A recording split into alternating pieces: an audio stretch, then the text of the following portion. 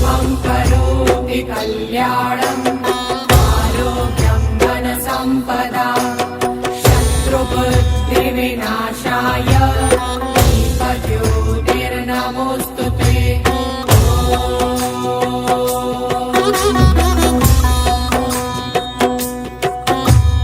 दीपज्योतिः परब्रह्म दीपज्योतिर्जनार्दनः दीपो हरतु मे पापम् दीपज्योतिर्नमोऽस्तुते।